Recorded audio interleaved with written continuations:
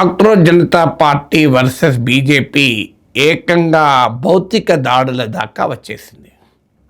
ఇప్పుడు రాజస్థాన్లోని ఒక స్కూల్కు Ashutosh Ranka cockroach Janata party convener వెళ్ళారు. ఆయన పైన కొంతమంది దాడి చేశారు. ఆ దాడి బీజేపీ కార్యకర్తలే చేశారంటూ కాక్రోచ్ జనతా పార్టీ ఆరోపిస్తోంది.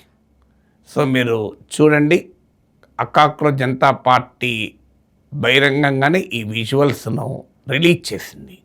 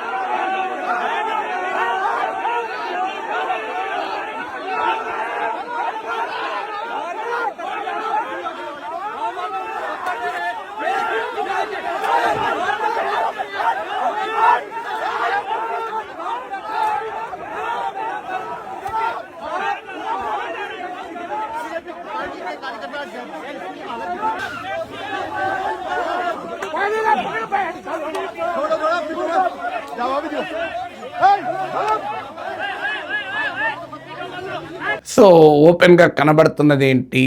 స్కూల్కు వెళ్తే మేము అంగీకరించాం, స్కూల్కు వెళ్ళే హక్కే లేదని. మీకు గుర్తుండే ఉంటుంది, కాక్రోచ్ జనతా పార్టీ ఈ కార్యక్రమం ధర్మేంద్ర ప్రధాన్ రాజీనామా తర్వాత ఎడ్యుకేషనల్ రిఫార్మ్స్ను ఎజెండా తీసుకుని దేశంలో పోరాడతామని ప్రకటించి దేశ ప్రజలందరికీ, యువతకు ముఖ్యంగా పిలిపించింది. మీరు మీ ఊర్లో స్కూల్కి వెళ్ళండి, అక్కడ పరిస్థితిని డాక్యుమెంట్ చేయండి, సర్పంచులకు రిప్రజెంటేషన్ ఇవ్వండి అని దేశవ్యాప్తంగా స్కూళ్ళలో ఉన్న దయనీయ పరిస్థితుల్ని రాజకీయ ఎజెండాలకి తెచ్చే ప్రయత్నం చేసింది. దేశ భవిష్యత్తు తరగతి గదిలో నిర్మితమవుతుంది అని ఏనాడో కొఠారి కమిషన్లో చెప్పారు. The destiny of India is being shaped in the class room అని. అందువల్ల క్లాస్ రూమ్ ఎలా ఉంది అనేది ఒక డాక్యుమెంటేషను, ఒక కాంక్రీట్ ఎవిడెన్స్ను దేశం ముందు ఉంచే ప్రయత్నం కనుక దేశంలో విద్యారంగాన్ని ప్రేమించే ఎవరైనా రాజకీయ అభిప్రాయాలకు అతీతంగా దీన్ని స్వాగతించాలి, దీన్ని ఆహ్వానించాలి. ఎందుకంటే దేశంలో పేదరికం పోవాలన్నా, వెనుకబాటుతనం పోవాలన్నా, పేద బిడ్డల జీవితాలు మారాలన్నా, ముఖ్యంగా అణగారిన బిడ్డల జీవితాలు మారాలన్నా ఈనాటి నాలెడ్జ్ ఎకానమీలో చదివే ఒక మార్గం. ఇంతవరకు సాంప్రదాయ రాజకీయ పార్టీలు, వారి అనుబంధ సంఘాలు ఈనాడు ఈ పని చేసిన పాపాన పోలేదు. స్కూళ్ళకు వెళ్ళలేదని అనడం లేదు, స్కూళ్ళపై పోరాడలేదని కూడా అనడం లేదు. కానీ ఇంతటి ప్రభావాన్ని చూపే రీతిలో ఒక క్రియేటివ్ క్యాంపెయిన్ మాత్రం దేశవ్యాప్తంగా జరగలేదు. సో ఫలితంగా కాక్రోచ్ జనతా పార్టీ మూమెంట్కు ఎక్కడ లేని ట్రాక్షన్ వచ్చింది. ఇప్పుడు అసలు ట్రాక్షన్ను బీజేపీ ఇచ్చేసింది. రాజస్థాన్లో కాక్రోచ్ జనతా పార్టీ కన్వీనర్పై దాడిని నిరసిస్తూ Abhijit Dipke, cockroach Janata party founder, ఒక వీడియో రిలీజ్ చేశారు. हेलो एवरीवन, अभी हमने थोड़ी देर पहले देखा कि कैसे आशु और उनकी टीम को बीजेपी के गुंडों ने मारा और पीटा। और ये गुंडागर्दी क्यों हुई? क्योंकि एक भैंस के तबेले में बच्चों को पढ़ाया जा रहा था, जिसका एक्सपोज आज आशु करने वाला था। तो मैं ये कहना चाहता हूँ कि अगर 48 आवर्स के अंदर उस स्कूल को ठीक कराने का काम शुरू नहीं किया जाता है, उन गुंडों को अरेस्ट नहीं किया जाता है, तो मैं खुद जयपुर आऊँगा और स्कूल के सामने बैठा रहूँगा जब तक स्कूल को ठीक कराने का काम शुरू नहीं किया जाता है। और आप सभी लोगों से भी मैं रिक्वेस्ट करता हूँ, अगर ये लोग हमारी बात नहीं मानते तो आप सभी लोग आइए जयपुर, और हम जयपुर में वैसे ही बैठेंगे जैसे हम जंतर मंतर पर बैठे हुए थे और पीछे नहीं हटेंगे। और इसके साथ जो सर्कुलर निकाला है जिसमें लिखा गया है कि कोई भी टूटी हुई स्कूल्स का फोटो ना निकाले, वीडियो ना निकाले, उस सर्कुलर को वापस लिया जाए। और बीजेपी वालों से मैं खास करके कहना चाहता हूँ, हम पर चाहे जितने अटैक कर लो, चाहे जितने हमले कर लो, लेकिन हम पीछे नहीं हटेंगे। We are not going to back off. School तो हम ठीक करा कर ही रहेंगे। Thank you. నేనే రాజస్థాన్కు వెళ్తున్నాను, అల్టిమేటం ఇస్తున్నాం, గుండాలను తమపై దాడి చేసిన గుండాలు అరెస్ట్ చేయాలి, ఆ స్కూల్ను నేనే సందర్శిస్తాను అని ప్రకటించారు. సో దీంతో కాక్రోచ్ల పోరాటం బీజేపీకి ఒక పెద్ద ఛాలెంజ్గా పెరగబోతోంది. సో ఎందుకు మరి ఈ వివాదం ఎందుకు స్టార్ట్ అయింది? రాజస్థాన్లో ప్రభుత్వం ఆదేశాలు కూడా ఇచ్చింది, ఎవరు స్కూళ్ళకు రానివ్వము అని. స్కూళ్ళకు రానివ్వము అవుట్ సైడర్లను అంటే ఏంటి? అదేమన్నా రక్షణ స్థావరమా, రహస్య మిలిటరీ కేంద్రమా, అదేమన్నా పోఖ్రాన్ అణుపరీక్షలు జరిగిన సైటా? ఒక ప్రభుత్వ స్కూల్కు ఎవరు రాకూడదు, ఎందుకు దాచిపెట్టాల్సిన అంశాలు ఏవోటి ఉంటేనేక ఏమున్నాయంటే, ఈ కాక్రోచ్ జనతా పార్టీ నాయకుడు వెళ్ళే స్కూలు దయనీయంగా పశువుల షెడ్ లాగా ఉంటుంది.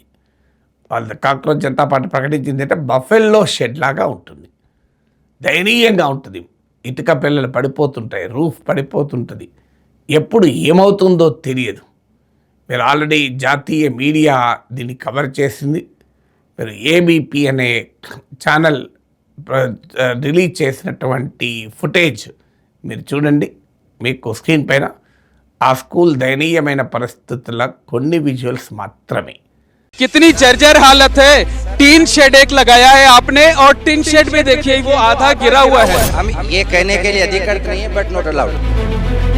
आप बाहर जाइए सर। नहीं मतलब जहाँ जानवरों का चारा रखा हुआ है वहाँ पर आप बच्चों को पढ़ा रहे हैं, यहाँ पर इस तरीके से बच्चों के साथ करेंगे?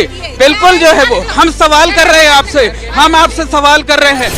ఇది రాజస్థాన్లోనే ఉంది, బీజేపీ పాలిత రాష్ట్రంలోనే ఉందని నేను ఆరోపించడం లేదు. దేశంలో అనేక రాష్ట్రాల్లో ఉంది. హైదరాబాద్ నడిబొడ్డున మీకు కనబడతాయి ఇలాంటివి. హైదరాబాద్ పక్కనే హైదరాబాద్లో భాగమై ఉన్నటువంటి మేడ్చల్ జిల్లాలోని జవహర్ నగర్ ప్రాంతం దేశంలో అతిపెద్ద డంప్ సైట్లో ఒకటి. అక్కడ అసంఘటిత రంగంలో పనిచేసేవారు, కూలీ నాలీ చేసుకునేవారు, వలస కూలీల కుటుంబాలు 3 లక్షలు ఉంటాయి. కానీ అక్కడ ఒక్క ప్రభుత్వ జూనియర్ కాలేజ్ లేదు, సరిపోయిన స్కూళ్ళు లేవు, ఒక చిన్న గదిలో ప్రైమరీ స్కూల్ నడుస్తోంది. ఇప్పుడు జవహర్ నగర్లో గబ్బిలాలపేట అనే ప్రాంతంలో ప్రభుత్వ పాఠశాల సాధన కమిటీ అని ఆ బస్తీలో ఉన్న పేద తల్లిదండ్రులే ఒక కమిటీ ఏర్పాటు చేసి స్వచ్ఛంద సంస్థల యాక్టివిస్టుల సాయంతో ఉద్యమాన్ని నడుపుతున్నారు. ఆ ఉద్యమంలో నేను కూడా భాగస్వామిని. ఈ నెల 24న చలో కలెక్టరేట్ పిలిపించారు, మేడ్చల్ జిల్లా కలెక్టరేట్. ఆ ప్రోగ్రాంలో, ఆ నిరసన కార్యక్రమంలో నేను కూడా ప్రత్యక్షంగా పాల్గొబోతున్నాను. అందువల్ల దేశంలో రాజస్థాన్లోనే ఉంది అని అనడం లేదు, కానీ రాజస్థాన్లోనే జరిగింది, బీజేపీ పాలిత రాష్ట్రంలోనే జరిగింది ఏంటంటే, ఈ స్కూల్కి వస్తే కాలు చేతులు కొడతాం అంటూ దాడి.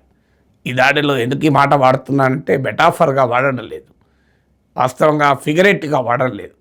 ఈ దాడిలో తమ వాలంటీర్ ఒకరి చెయ్యి విరిగిందని కూడా కాక్రోచ్ జనతా పార్టీ ప్రకటించింది. స్కూళ్ళు దారుణంగా ఉన్నాయి అంటే బాగు చేయాల్సిన ప్రభుత్వాలు, బాగు చేయాల్సిన పాలకులు మా స్కూల్కి ఎవరు రావద్దు, స్కూల్ ఫోటోలు తీయద్దు, స్కూల్ విజువల్స్ తీయద్దు, స్కూల్ గురించి చర్చ పెట్టద్దు, పెడితే మిమ్మల్ని కొడతాం. ఇది ప్రజాస్వామ్యంలో అంగీకరించగలమా?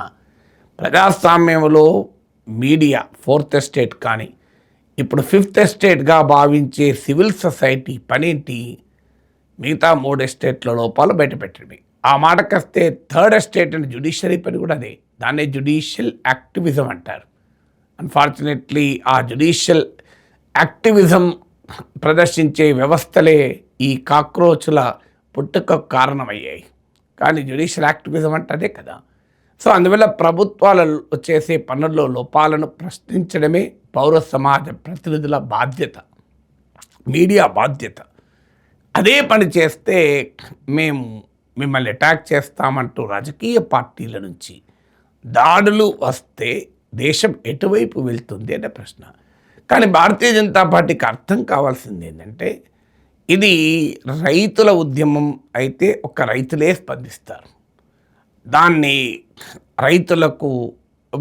రైతుల వెనకాల ఖలిస్తాన్ వాదులు ఉన్నారని, ఆరోపించారు. అది ఫైనల్గా ఆ ఉద్యమానికి డిమాండ్లకు అంగీకరించి వ్యవసాయ చట్టాలు వెనక్కి తీసుకెళ్లారు. సిటిజన్షిప్ అమెండ్మెంట్ యాక్ట్ మైనారిటీల ఉద్యమాన్ని కొట్టిపారేశారు. వాస్తవంగా దాని నుంచి రాజకీయ ప్రయోజనం కూడా పొందారు, మెజారిటీ ఓట్ కన్సాలిడేషన్తో.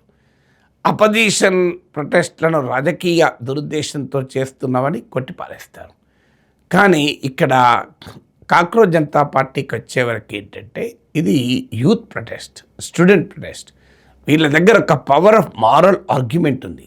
వాళ్ళు ఏమీ పదవుల కొరకు మేము ఎన్నికల్లో వస్తామని కూడా అనలేదు. భవిష్యత్తులో ఏమవుతుందో చెప్పలేము. బట్ ఏదైనా వాళ్ళు రైజ్ చేస్తున్నది నీట్, పేపర్ లీక్స్, ఇవాళ స్కూళ్ళ పరిస్థితులు. నిజంగానే స్కూళ్ళు బాగుపడితే బీజేపీ ఓటర్ల జీవితాలు కూడా బాగుపడతాయి, బీజేపీ కార్యకర్తల జీవితాలు కూడా మారిపోతాయి. ఇందులో బీజేపీ ఓటర్లు కూడా చాలామంది ఉంటారు కదా. ప్రభుత్వ పాఠశాలలో చదివే బిడ్డల తల్లిదండ్రుల్లో బీజేపీ కార్యకర్తలు కూడా ఉంటారు కదా. అందుకే కాక్రోచ్ల ఉద్యమం ఆఖరికి బీజేపీ కుటుంబాల నుంచి కూడా మద్దతు తెస్తుంది. ఇది గమనించలేకపోయారు. ఆల్రెడీ నీట్ పేపర్ లీక్స్లో జరిగింది అదే కదా. ఓపెన్గానే బీజేపీ మంత్రుల పిల్లలు పాల్గొన్నారు, బీజేపీ ఎంపీల పిల్లలు పాల్గొన్నారు.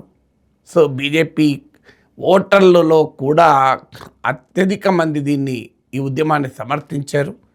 సో అందువల్ల రాజకీయాలకు అతీతంగా నీట్ పేపర్ లీక్స్ ఉద్యమం జరిగింది. అందుకే కదా కాక్రోచ్ జనతా పార్టీకి ఆర్గనైజేషన్ లేదు, పార్టీ కాదది, కేవలం ఒక సోషల్ మీడియా సటైర్గా మొదలై అన్ని లక్షల మందిని సమీకరించగలిగింది. ఎలా సాధ్యమైంది? The power of the moral argument. So ఒక నైతిక వాదన, నైతిక డిమాండ్కు ఉండేటువంటి శక్తి అది. సో ధర్మానికి ఉన్న శక్తి అది. ఇప్పుడు కూడా కాక్రోచ్ జనతా పార్టీ డిమాండ్ ఏంటి? ఈ స్కూలు బాగు చేయండి. ఒక బర్రెల షెడ్గా, పశువుల కొట్టంగా స్కూల్ ఎందుకు ఉండాలి అని అడుగుతున్నారు. సో దేశ భవిష్యత్తు పశువుల కొట్టాల్లో రూపుదిద్దుకుంటుందా అని అడుగుతున్నారు. ఒక హెచ్జి వెల్స్ అని అతను అంటాడు, the history of human civilisation ఇది race between education and catastrophe అంటారు. మానవజాతి చరిత్ర విద్యకు వినాశానికి మధ్య పరుగు పందెం లాంటిది అంటారు. కానీ విద్య అడిగితే వినాశకరమైన పర్యవసనాలు ఉంటాయని రాజస్థాన్ అనుభవం చెప్తోంది. విద్య అడిగితే మీకు వినాశమే చూపెడతామంటూ దాడులు చేస్తే ఇక దేశంలో పౌర సమస్యలు ఎవరు బయటికి తీసుకురావాలి? ఇవాళ ప్రశ్నిస్తే జైల్లో పెడతారు, ప్రశ్నిస్తే కేసులు పెడతారు, ప్రశ్నిస్తే దిమాగి నక్సల్స్ అంటారు, ప్రశ్నిస్తే యూఏపీఏ లాంటి కఠిన చట్టాలు పెడతారు, ప్రశ్నిస్తే అర్బన్ నక్సలైట్స్ అంటారు, ప్రశ్నిస్తే రాజద్రోహం అంటారు, ఆఖరికి ప్రశ్నిస్తే భౌతిక దాడులు కూడా చేస్తామంటే ఇస్ దిస్ డెమోక్రసీ అనే ప్రశ్న ముందుకు వస్తుంది కదా. మీరు మొదటి నుంచి కూడా చూడండి, కాక్రోచ్ జనతా పార్టీని అరికట్టడానికి, అడ్డుకోవటానికి బీజేపీ చేసే ప్రతి ప్రయత్నము బెడిసి కొడుతుంది. మొదటిసారిగా బీజేపీ సోషల్ మీడియా శక్తిని దాటి కాక్రోచ్లు సోషల్ మీడియాలో ఎదురు తిరిగారు. ఏ మోడీనైతే యువత కల్ట్ ఫిగర్గా భావించి మోడీ అయితే ముంకిన్ అన్నారో అదే యువత సోషల్ మీడియాలో మోడీని ధిక్కరిస్తూ కంటెంట్ అప్లోడ్ చేస్తున్నారు. సో జెన్జీ ఉద్యమ తాకిడికి కేంద్ర మంత్రులు యూనివర్సిటీస్కు పరుగులు తీస్తున్నారు. జెన్జీ మూమెంట్ తాకిడికి ప్రధానమంత్రి వర్టికల్ వీడియోలు చేస్తున్నారు. సో ఇదంతా కూడా ఎప్పుడు జరుగుతోంది? ఎప్పుడు కూడా రియాక్షన్, ఎప్పుడు ఆ ప్రభావం ఉండదు, యాక్షన్ చూపినంత ప్రభావం. ఇప్పటిదాకా బీజేపీ ఎజెండా సెట్ చేస్తే అపోజిషన్ స్పందించింది. మొదటిసారిగా కాక్రోచ్లు ఎజెండా సెట్ చేస్తే ఇప్పుడు బీజేపీ స్పందిస్తోంది. ఆ స్పందన కాక్రోచ్లకు పబ్లిసిటీ తెస్తోంది. నిజంగానే జంతర్ మంతర్ నిర్హార దీక్ష, ఆ తర్వాత చలో పార్లమెంట్ పీస్ఫుల్గా అనుమతించి ఉంటే, పెలెట్ గన్ల ప్రయోగం జరుగుండకపోతే, లాఠీలకు ఇనుపశూలాలు పెట్టి కొట్టకపోతే ఇవాళ ఇంత ఉద్యమం రగిలేదా? మీకు ఆలోచించండి ఒక్కసారి. మీకు అడుగడుగున నిర్బంధంతో అడ్డుకుంటామంటే అది ఇంకెక్కువ తిరగబడుతుంది. మీరు దేశద్రోహులు, విదేశీ నిధులతో వచ్చారంటే దేశభక్తియుత భావాలతో యువత భగత్ సింగ్ ఫోటో పెట్టుకొని జై భీమ్ నినాదాలతో కథం త్రొక్కారు. ఆఖరికి ధర్మేంద్ర ప్రధాన్ రాజీనామా చేసి చల్లబడాల్సి వచ్చింది. ఇంత జరిగినాక కూడా ఇప్పుడు ఏమంటున్నారు? మీరు స్కూళ్ళకు పోతే అటాక్ చేస్తాం, స్కూల్లో ఉన్న పరిస్థితులను సమాజం ముందు పెడితే అటాక్ చేస్తామంటే ఈ వాస్తవం నిజం ఎప్పుడూ ఆగదు. నిజం నిప్పులాంటిది ఎందుకంటారు. అందుకే నిజంతో చెలగాటం రాజకీయంగా కూడా మంచిది కాదు.